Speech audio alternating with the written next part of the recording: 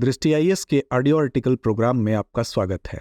आज का हमारा आर्टिकल द हिंदू में प्रकाशित लेख happily never after bachelor blues in Bihar age practices of पकड़वा विवाह परसिस्ट के सारांश पर आधारित है। इसमें टीम दृष्टि के इनपुट्स भी शामिल हैं। यह आर्टिकल सामान्य अध्ययन प्रश्न पत्र 2 के सामाजिक मुद्दे खंड से जुड़ा है। तो चलिए आर्टिकल की शुरुआत करते हैं। भारत संस्कृति और परंपराओं की भूमि रहा है, लेकिन संस्कृति और परंपराओं के नाम पर यहाँ पर बहुत सारी सामाजिक बुराइयों ने भी अपना घर बना लिया है। परंपराओं और रिवाजों के नाम पर बहुत सारे लोग अंधविश्वास, सामाजिक कुरीतियों के शिकार होते रहते हैं। इस विविधता भरे देश में सामाजिक कुरीतियां भी विविधतापूर्ण हैं। ऐसी ही एक सामाजिक कुरीति है पकड़वा विवाह। पूर्वांचल में प्रसिद्ध विवाह की यह पद्धति वहां के युवाओं और उनके परिवार के बीच डर का कारण बनी हुई है। हाल ही में बिहार के वैशाली जिले में हुए पकड़वा विवाह ने एक बार फिर से इसे चर्चा का विषय बना दिया है। आज के इस आर्टिकल में हम इस विवाह से जुड़े विभिन्न पहलुओं पर चर्चा करेंगे।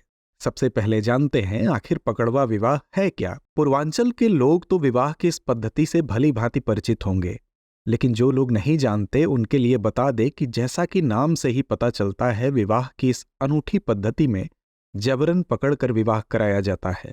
और इसकी सबसे अनोखी बात यह है कि इस विवाह प्रक्रिया में लड़की को नहीं बल्कि लड़के को अपहृत करके विवाह कराया जाता है। पकड़वा विवाह की पृष्ठभूमि पर जबरिया जोड़ी और अतरंगी रे जैसी कुछ फिल्में भी बनी हैं। गौरतलब है कि इस विवाह प्रक्रिया में लड़की के घर वाले जिस लड़के को लड़की के योग्य समझते हैं उसे बल का प्रयोग कर जबरदस्ती उठा ले जाते हैं और उससे लड़की का विवाह करा देते हैं। विवाह की इस अनूठी पद्धति में गांव या परिवार के दबंग लोग इलाके के किसी पढ़े लिखे और धन संपदा से संपन्न शादी योग्य युवक का अपहरण कर लेते हैं और इसके बाद जबरन उसकी शादी लड़की से करा दी जाती है। इसका विरोध करने पर लड़की वाले युवक की पिटाई भी कर देते हैं। इसके अलावा कई बार हथियार वगैरह दिखाकर युवक और उसके परिवार के लोगों को डराया धमकाया भी जाता है। आमतौर पर इस विवाहित जोड़ी के पहला बच्चा होने तक दूल्हा और उसके परिजनों पर लड़की के परिवार वाले नजर भी रखते हैं। 1970 से 1990 के दशक में तो लड़के के परिवार वाले इस प्रथा से इतना डरने लगे थे कि अगर परिवार में किसी युवक की अच्छी नौकरी लगती तो घर वाले उसका घर से निकलना बंद कर देते थे। इसके अलावा नौकरी लगने वाली बात को काफी गुप्त रखा जाता। नौकरी पेशा लड़के को परिवार के लोग पकड़वा विवाह के डर से अकेले घर से निकलने नहीं देते थे। हालांकि वर्तमान समय में भी ये प्रथा पूरी तरह से समाप्त नहीं हुई है। राज्य अपराध रिकॉर्ड ब्यूरो के अनुसार 2020 में जनवरी से नवंबर तक बिहार राज्य में 7,194 जबरन विवाह के मामले सामने आए, जबकि 2019 में 10,925 लड़के इस कुरीति का शिकार हुए थे। पुलिस का कहना है कि 2021, 22 और 2023 के रिकॉर्ड अनुपलब्ध हैं। पकड़वा विवाह की शुरुआत कहां से हुई इसकी कोई सटीक जानकारी तो नहीं उपलब्ध है, लेकिन लोगों का ऐसा मानना है कि दूल्हे को अगवा कर शादी कराने का चलन बिहार के बेगूसराय जिले से शुरू हुआ। 70 से 80 के दशक में ये विवाह पद्धति बिहार के अन्य जिलों में भी फैल गई।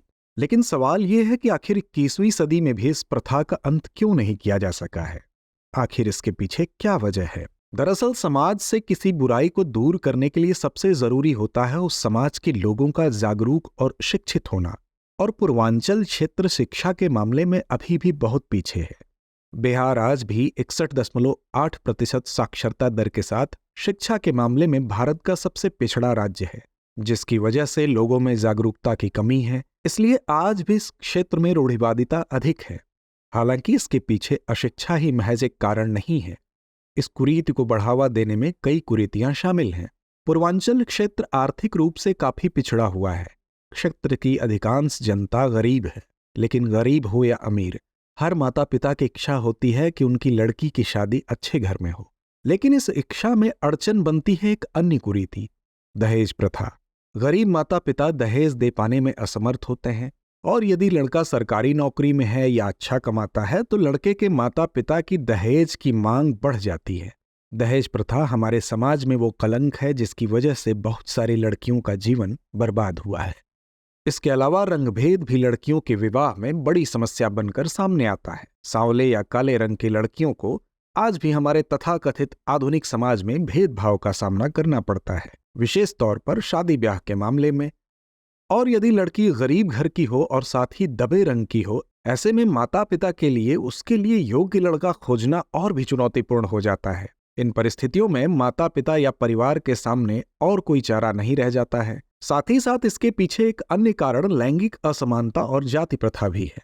आज भी भारतीय समाज में जाति प्रथा की जड़ें काफी गहरी हैं। ऐसे में अगर माता पिता को लड़की के किसी विजातीय प्रेम प्रसंग से जुड़े मामले के बारे में जानकारी होती है तो समाज में बदनामी के डर से वो जल्दी से जल्दी लड़की का विवाह करना चाहते हैं। लेकिन सवाल है कि इस विवाह का दीर्घकालिक प्रभाव क्या होता है। लड़की के माता पिता पकड़वा विवाह पद्धति से लड़की की शादी तो करा देते हैं, लेकिन उसके आगामी परिणाम उस लड़की को भुगतने पड़ते हैं। समाज की नज़र में लड़का और उसके परिवार वाले इस रिश्ते को निभाते भी हैं, लेकिन परिवार के अंदर उस लड़की को प्यार और सम्मान मुश्किल से ही मिलता है।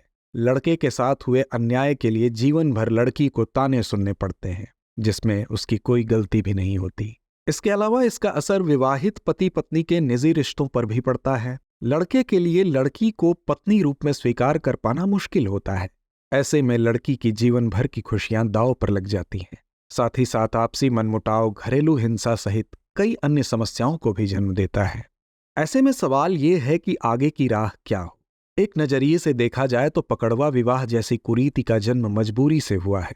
लड़की के माता पिता और परिवार के लोग दहेज प्रथा, गरीबी जैसी समस्याओं से मजबूर होकर इस कदम को उठाने को मजबूर हुए होंगे। लेकिन मजबूरी में भी उठाए गए इस कदम को सही नहीं कहा जा सकता। अन्याय चाहे लड़की के साथ हो या लड़के के साथ, इसके पीछे ज्यादातर सामाजिक कारण है जिम्मेदार होते हैं। इसलिए किसी सामाजिक कुरीति को समाप्त करने के लिए पहले उसके कारणों को खत्म करना जरूरी है। अगर समाज में पर्याप्त साक्षरता और जागरूकता होगी तो ऐसी कुरीतियों को समाप्त किया जा सकता है।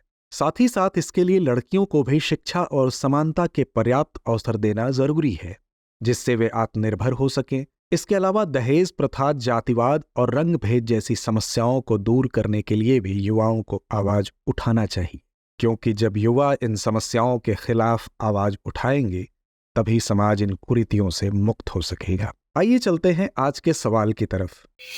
एक सामाजिक कुरीति के जन्म के पीछे कई सामाजिक कुरीतियां जिम्मेदार होती हैं। कथन पर समीक्षात्मक टिप्पणी कीजिए।